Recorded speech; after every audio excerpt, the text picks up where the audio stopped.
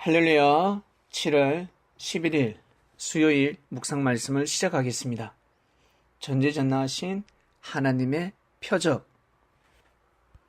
힘들고 어렵고 고통스럽고 삶 자체가 희망과 소망이 아니라 절망입니다. 그런데 다시 희망을 품고 소망을 품고 즐거운 마음과 기쁜 마음과 감사한 마음을 가지고 살아갑니다. 이것이 바로 표적입니다. 흙수저의 삶에서 금수저의 삶으로 나아가고 있습니다. 사망권에서 생명권으로 옮겨가고 있습니다. 죽을 수밖에 없는 사람들이 살아나고 있습니다. 이것이 바로 하나님의 표적입니다. 전지전능하신 하나님의 표적입니다. 이것을 알고 믿으셔야 합니다. 현재 저 먼 이웃나라 태국, 하나님께서 역사를 하고 계십니다. 이 시대에 수많은 선진국들에게 경고를 하고 있으며 지구촌 모든 사람들에게, 인류에게 경종을 울리고 있습니다. 생명을 살리는 삶을 살도록 하라. 태국 동굴에 유소년 축구단이 갇혔습니다. 구경하러 들어갔다가 갑자기 비가 쏟아지는 바람에 물이 잠겨버렸고 입구로 나올 수가 없었습니다. 들어가다 결국 동굴 입구에서 5km나 되는 아주 깊숙한 곳까지 들어가 버렸습니다. 12명의 유소년, 어린이 축구선수, 그리고 코치 1명입니다. 모든 사람들이 살 수 없다, 죽었을 것이야 라고 했습니다. 그런데 10일 만에 생사를 확인했습니다. 생존하고 있었습니다. 동굴은 어떤 곳이겠습니까? 10일 동안 칠흑 같은 어둠에서 살고자 몸부림을 쳤습니다. 1시간이 아마 하루가 될 것이고 하루가 1년이 되었을 것입니다. 너무나 길고 긴 시간을 보냈습니다. 부모들은 낙심을 했을 것이며 얼마나 슬펐겠습니까?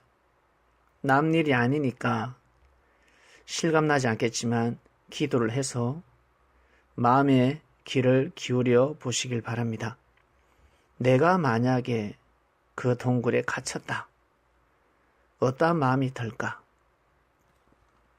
태국 정부는 포기하지 않았습니다.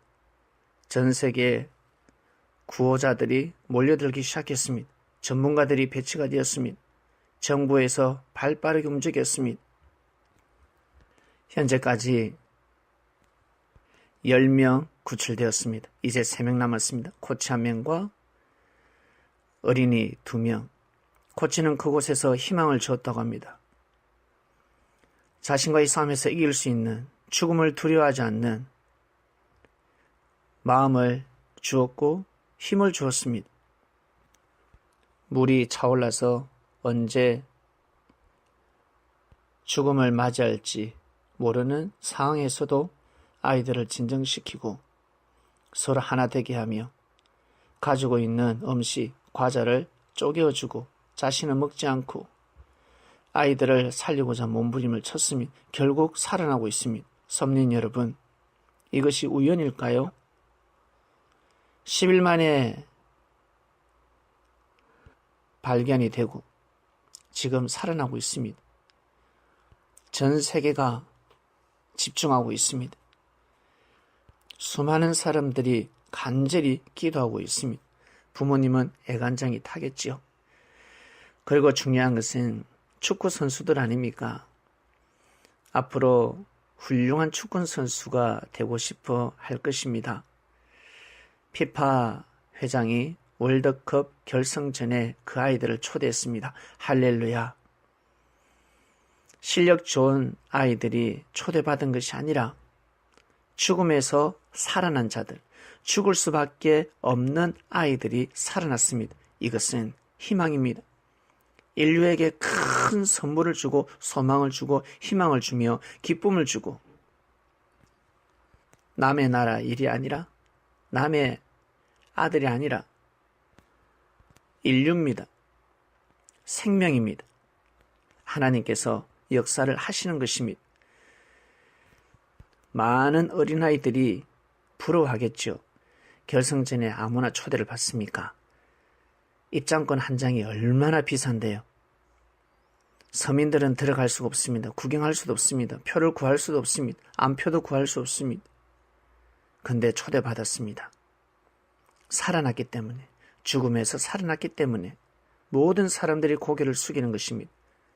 흙수저에서 금수저로 나아가는 사람들, 하나님께서 기뻐하시며 천사들이 수종듭니다. 천사들이 고개 숙입니다.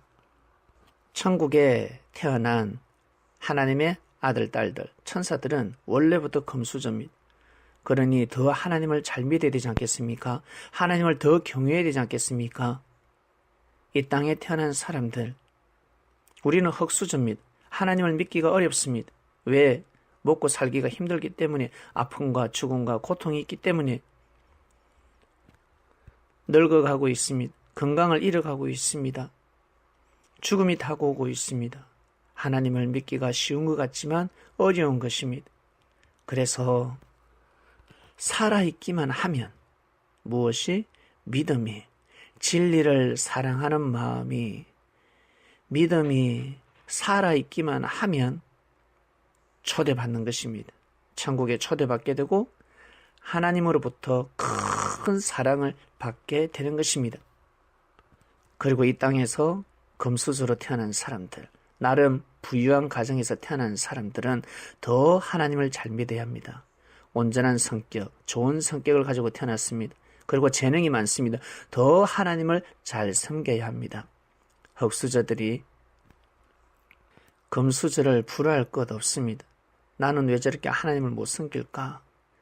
나는 왜 마음껏 하나님의 일을 하지 못할까? 이거밖에 못할까? 라고 생각하지 마시길 바랍니다. 금수저는 금수저에서 출발해서 더 잘 섬겨야 할 것이며, 건강한 사람은 더 많은 일을 해야 될 것이며, 유능한 사람은 더 유능한 일을 많이 해야 합니다. 훌륭한 사람이 되어야 합니다. 태어날 때부터 부족하게 태어났습니다. 태어날 때부터 못난 이로 태어났습니다. 포기하지 마시길 바랍니다. 거기에서부터 출발하는 겁니다. 사랑과 비교하지 마세요. 형제들과 비교하지 마시길 바랍니다. 성경에 나오는 중심 인물들, 선지자들과 비교하지 마시길 바랍니다. 능력이 뛰어난 사람들은 거기에서 출발하는 겁니다. 더 많은 일을 해야 합니다. 왜? 밥을 먹었으니까 더 많은 일을 해야죠. 그러나 밥을 먹지 않고 굶주림에 살아왔습니다. 힘이 없습니다. 그런데 힘을 내고 일을 하고 있습니다. 이 얼마나 큰 의가 되는 줄 아십니까?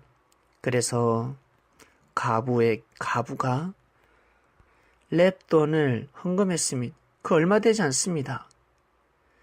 그러나 부자보다 그 돈의 가치가 더 크다 했습니다. 바로 이겁니다. 섭리 여러분, 힘듭니까? 어렵습니까? 가난합니까? 고통스럽습니까? 외롭습니까? 거기에서 더 몸부림치고 하나님을 경외하고 진리를 사모하며 내가 병들고 몸이 아프고 마음이 아프고 그리고 열악한 환경이라 할지라도 포기치 않고 믿음이 살아서 숨쉰다면 참 놀라운 큰 축복을 받게 될 것입니다. 태국 소년들 전지전능하신 하나님의 표적입니다.